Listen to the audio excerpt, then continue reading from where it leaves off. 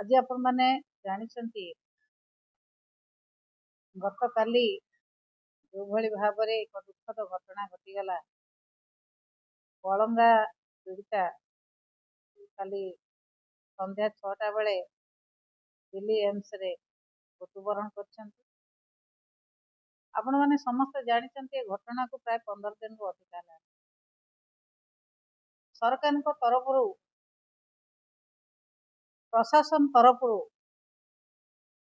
कौन क्रिमिनाल को एपर्यंत धरागला ना। ये घटना को विभिन्न मोड़ देकी सरकार मोड़ी मोड़ी की विजु जनता दल महिला संगठन कर्मकर्ता माने आमे समस्त दाबी करथिलु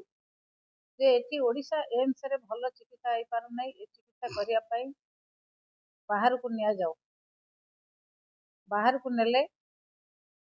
एवं मान्यवर उपमुख्यमंत्री महोदय ये अल्प दिन तलू स्टेटमेंट दौले जे मु पीड़िता को भेटिली से भल अच्छा मु स्किन बैंक को जाइली ऑपरेशन है कि नुआ स्किन लगुच ये कथा कही बेले ये जो भली भाव मृत्यु है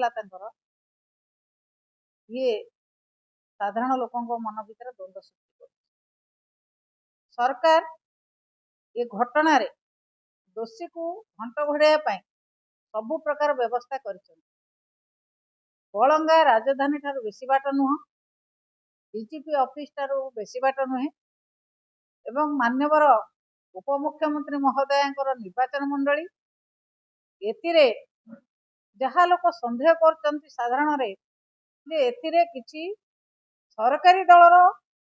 लोक माने निश्चित भाव में संपृक्त अछंती बोली तांको घंट घोड़ाई ए पर्यंत 15 दिन भितर कौन पदक्षेप निया जाई नाही एवं जेतेबेले स्टेटमेंट निया जायछि पीड़िता पाखरु ना तांको परिवार लोक कही थिले ना तांको बंधु बांधव कही थिले ना सांबादिक बंधु बांधव थिले ना तांको एरिया लोक मान एकुटिया जने पीड़िता जने जंत्रणा पाउथवा लोक पाखरु मजिस्ट्रेट केमिति एकुटिया स्टेटमेंट ने से कौन स्टेटमेंट देले सरकार को सुहाइला भलिया स्टेटमेंट करिया पई ए व्यवस्था करे जायछि जेते प्रकार घंट घोड़ाइबा व्यवस्था सरकारी कर्मकर्ता माने करिसंती एवं पुलिस जो भली भाव में ये घटना को सरकारी दलर संपृक्ति अच्छी बोली घोड़े घोड़े चलिले ए पर्यंत कौन प्रकार पुलिस पदक्षेप निगला ना चप्पल मिलला पेट्रोल बोतल मिलला सबू मिलला किंतु दोषी कुआड़े गला जो भली भाव में सौम्याश्री एवं समिदा जो भली भाव में दुईटी घटना यही मासे 2 मास भितर घटीगला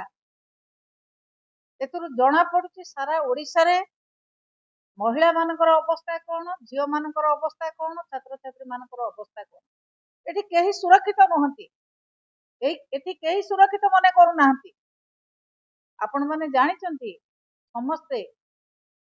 एक चांचल्य सृष्टि करितला गोपालपुर रो जो छात्री बेलाभूमि रे गण दुष्कर्म शिकार हैला गण दुष्कर्म शिकार हैला परे एक लज्जाकर परिस्थिति भारत वर्ष सृष्टि है ओडिशा सृष्टि है केवल जातीय स्तर नुहे अंतर्जातीय स्तर रे अमेरिका तार एक टूरिज्म एडवाइजर जारी कले जे ओडिशा अमेरिका पाई सुरक्षित नुहे एवं कौन टूरिस्ट मान सुरक्षित स्थान नुहे सेठिकी जी जीवे अमेरिकार परमिशन नेबे नले सेठिकी इनडायरेक्टली से मना कले जे ओडिशा को कौन अमेरिकन टूरिस्ट न जान एक लज्जाकर परिस्थिति सृष्टि कला सरकार समय डबल इंजिन सरकार कहते एमाने कहते कौन ना आम आगु को जीवु डबल इंजिन सरकार कहीं आगु को 2टा एक इंजिन जाऊने से समस्ते विपरीत दिगरे गति कर विपरीत दिगरे गति करी आज महिला समाज को जो भली भाव में कष्ट जंत्रणा दौरान बाप माँ माने डरिले झील मान को कॉलेज को छाड़िया महिला माने रास्ता घाटे चलिया भय कले विशेषकर बीजेपी कर्मी माने जो भली भाव उत्पात होचंती, जो भली भाव उत्पीड़न दौरान लोक मान से समस्ते भयभूत हेले। एवं आज ओडिशा केवल ओडिशार तार ना को हरे नाही, आंतर्जातिक स्तर में मध्य ओडिशा आज निंदित अवस्था को आसी। अमेरिकार जो 30 एडवाइजरी जारी होला परे ओडिशा निंदित होइছে आंतर्जातिक स्तर। एक लज्जाकर परिस्थिति सृष्टि होइছে ओडिशा पाई, लज्जाकर परिस्थिति सृष्टि होइছে भारत वर्ष पाई। जो भली भाव में महिला मानक ऊपर अत्याचार बढ़ुची, अन्याय बढ़ुची, माननीय मुख्यमंत्री मोहन माझी महोदय को आम बारंबार अनुरोध करूँ ये कथा को सब बंद करा जाओ। शुणुना कारी कथा कर्णपात करूना, किंतु बिजु महिला जनता दल केतेबेले चुप बसिबो नाही। ए कथा को नहीं जो भली भाव में आरडीसी ऑफिस घेर होइतिला ए कथारे आमे आहुरी तल स्तर को जाई जिला स्तर रे ब्लॉक स्तर रे आमे लड़ाई जारी रखिबू। अनुरोध करिबू मुख्यमंत्री महोदय जदि आपण को दिल्ली रो निर्देश अच्छे कथा करिया पई, गुजरात रो निर्देश अच्छे कथा करिया पई आपण कहि दियंतु आमे निर्देश पाइछु एई सब घटना करिया पई।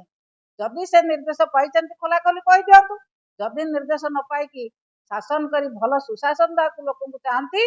ताहले निज पदपदवर ओहरी जाई जो माने सुशासन करिवे तांको सुयोग दियो। मोहन माझी महोदय शासन करि पारु नांती, निजे किसी कथा कहबार निष्पत्ति नबार ताकत नाही। से दिल्ली जिबे, दिल्ली रु जहाँ निर्देश हबो को राज्य रु कोन निर्देश हबो सेई कथा को कार्य करि पारे। तेणु अनुरोध करूची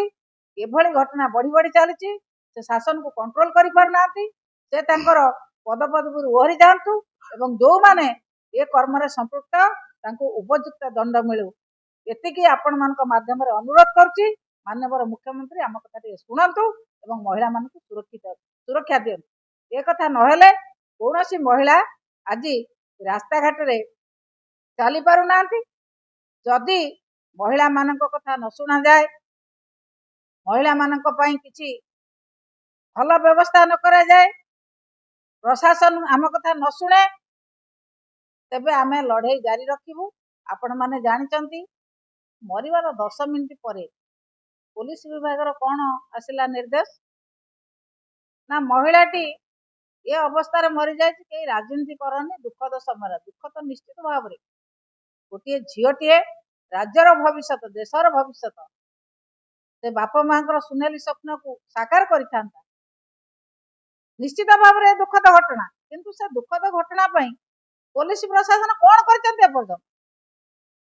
कहा पर एक्शन नहीं, किंतु 10 मिनिट भितर लोक को तागिद करवा, लोक को विभिन्न प्रकार कथा कही डरइबा धमकेबा एक कथा पुलिस प्रशासन कर।